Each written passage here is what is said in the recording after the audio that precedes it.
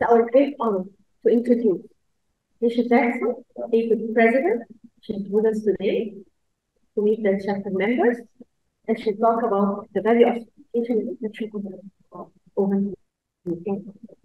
Thank you. Thank you so much for having me. Greetings from Dallas, Texas, and from the APIC Board of Directors.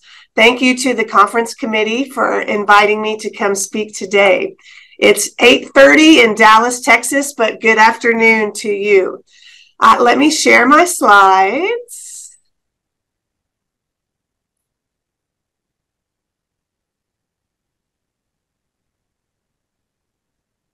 Can everyone see the slides now? Yes. Yes. Okay. Thank you. Thank you. It's my pleasure today to talk to you about the value of certification in infection control. I want to make sure that we understand the difference between a certificate and certification. So a certificate is awarded following the completion of a course or series of courses that provides education or training around a specific learning outcome. So a certification, however, is awarded following a successful completion of a comprehensive exam process and provides an independent assessment of knowledge, skills, and competencies required for performance of an occupation or professional role. So today we're talking about certification in infection control. CIVIC is the Certification Board of Infection Control and Epidemiology. It's a voluntary, autonomous, multidisciplinary board whose mission is to provide pathways to demonstrate and maintain competence in infection prevention and control. And its vision is a world free of infections through demonstrated professional competency. The purpose of the certification in infection control and the recertification process is to protect the public by providing a standardized measurement of current essential knowledge needed for infection prevention and control practitioners.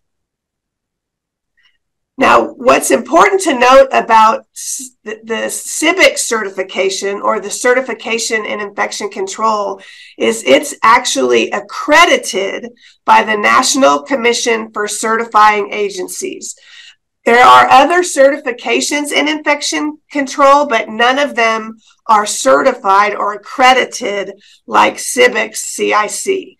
So the reason this is important is because it provides an impartial third-party validation that CIVIC's program has met recognized national and international credentialing standards for the development, implementation, and maintenance of the certification program. So the CIVIC certification in infection control is really the highest level of infection control certification because it is accredited by this agency. So it's the only standardized measurement of essential knowledge, skills, and abilities expected of infection prevention and control prevention professionals in North America and really all over the world. Currently, there's almost 10,000 infection preventionists that are certified in over 47 countries. This exam consists of 135 multiple choice items and 15 pre-test questions that are not scored. This is a table that shows where in the world we have infection preventionists that are certified in infection control. You can see here Egypt has 76 professionals who are certified in infection control. So congratulations to Egypt. Great job. Outside of the United States and Canada, you're one of the top countries. Now, the CIC examination demonstrates that one has mastery of 6 core competencies: the infectious disease process, surveillance and epidemiologic investigation, preventing and controlling the transmission of infectious agents, employee occupational health, management and communication, and education and research. So achieving this certification demonstrates that you are committed to maintaining strong competencies, which ultimately will help you and you will use to prevent and decrease healthcare associated infections. There are several examinations that CIBIC has. There's the certification in infection control, and then after 5 years, there's a recertification exam. We also have examinations. We have an associate infection prevention and control exam, and this is meant for entry-level certification and a measure of just basic infection prevention knowledge. We also have a new certification, a long-term care certification in infection prevention. This is a picture of APIC's competency model, and you can see where the arrow is pointing to that green circle. That says CIC credential. So APIC's competency model starts in the center. Patient safety is always the most important thing. And then it shows the next circle says novice, so that would be beginning infection preventionist. And then the next circle is becoming proficient. And APIC's competency model says the bridge between novice and proficient is that you get that CIC certification or credential. So APIC recognizes in its competency model that CIC certification is an important part of the development of an infection preventionist. So the value of CIC, it certainly installs professionalism amongst infection prevention and control. And again, it formally recognizes experienced professionals in infection prevention and control who fulfill those requirements. So it acknowledges that you are an experienced infection preventionist. Now, even in the evidence-based literature, we have several papers that talk about the value of certification. In this paper by James Marks, in a survey of infection preventionists, respondents were asked about the value of certification, and this is what they said. That CIC certification demonstrated professional competency and career growth, that it improved the practice of infection prevention and control, as well as improved patient care and patient safety, and that it improved regulatory compliance and was important in influencing legislation. And APIC did a mega survey in 2015, and they surveyed all APIC members. Over 4,000 people responded, and in this mega survey, it found that individuals with CIC certification had higher salaries compared to those with certification. So if you are CIC certified, according to this mega survey, you would have a higher salary. So that's a great value of certification. Here's another survey about the impact of certification. In this survey, it published in AICPD just last year, infection preventionists who were certified in infection prevention or infection control had a stronger understanding than other practitioners of the evidence for certain infection prevention and control practices. So as an example, infection preventionists who were certified were able to recognize, for instance, evidence-based practices that prevent central line associated bloodstream infections. Those were recognized better by IPs who were certified as opposed to those who were not. And in addition to recognizing that evidence, IPs who are certified were more likely to recommend implementing these practices in the hospitals where they worked, especially when the lead IP is certified. And then also from this study, hospitals hospitals that hired certified infection preventionists were more likely to implement certain infection prevention practices. So you can see here that infection preventionists who are certified are more likely to implement key practices to decrease HAIs. So indirectly, you can assume that these hospitals would have lower rates of healthcare associated infections. Here's another study just published in AICPD this year by El Said. This was a cross-sectional study of self-reported surveillance characteristics in Middle Eastern and North African countries. And the objective was to evaluate coverage and methods of HAI surveillance. So 32% of respondents were certified in infection prevention or infection control, and civic qualifications were statistically significantly associated with conducting surveillance and using appropriate surveillance methods. So we see here that those who are certified in infection control are more likely to do surveillance appropriately. That's another great reason to get certified. Here's some comments from those couple people who are certified from the country of Egypt. They were asked, what does CIC mean to you? And Asan Baghagho, and if I said that wrong, I very much apologize. And she says, actually, it means a lot, despite of the fact that it is not my first degree in infection control. I had 2 certificates before, but I consider this to be the most powerful. Sarah Mohammed Fathi Ali El Said says, this means a lot. It means that you can trust my information and my advices.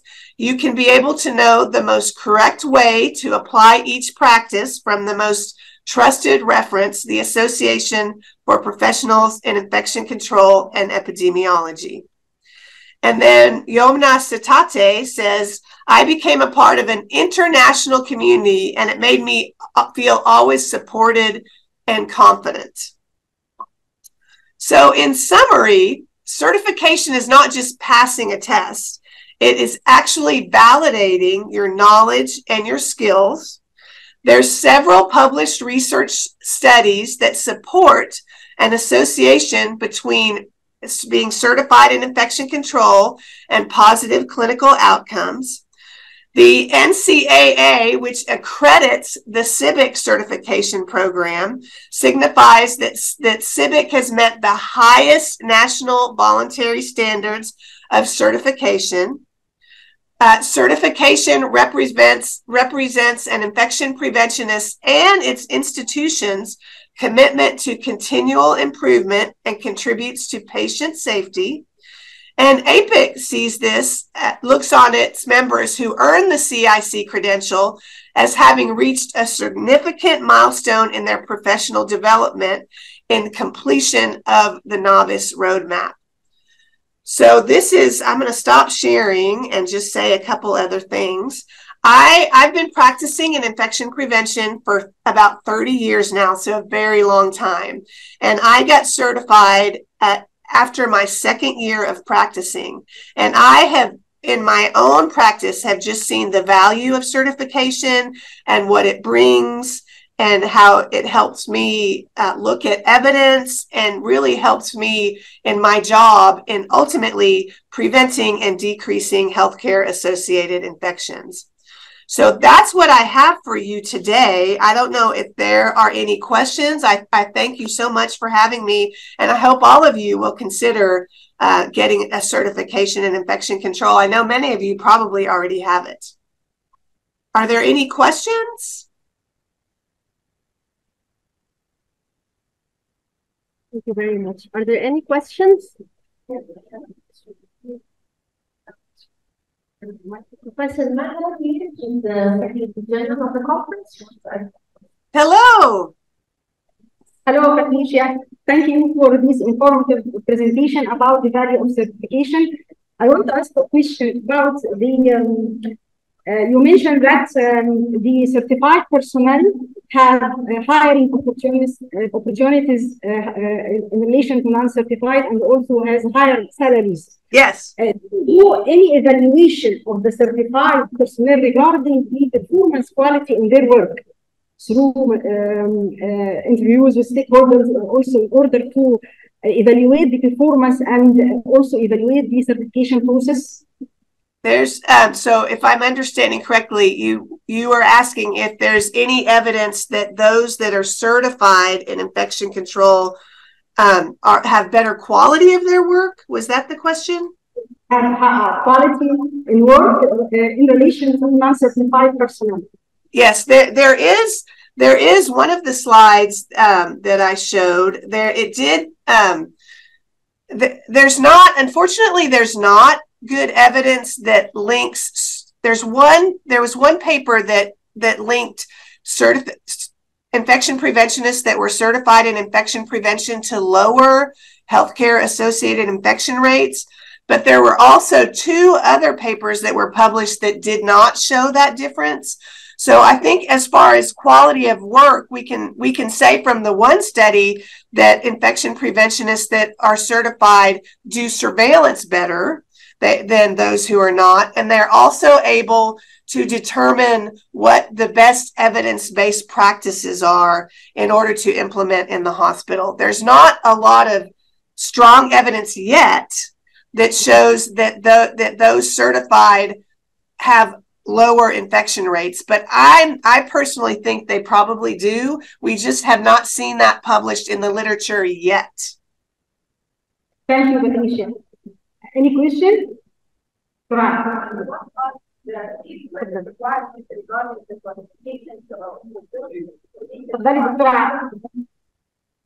is a question about the prerequisites for qualification or for certification. What are the prerequisites for the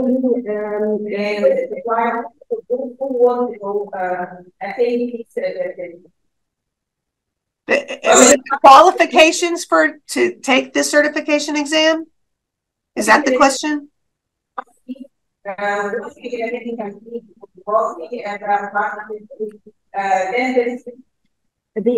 She asked about what are the prerequisites for those who submitting for the certification.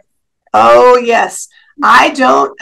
I can get those to you. I don't know those off the top of my head. Let me send those to Walla, and then she can distribute those to your members and the people that attended the conference. You have to be practicing in infection prevention, but I don't know all of them off the top of my head, so I don't want to state them and be wrong. So let me send those to you. Thank you.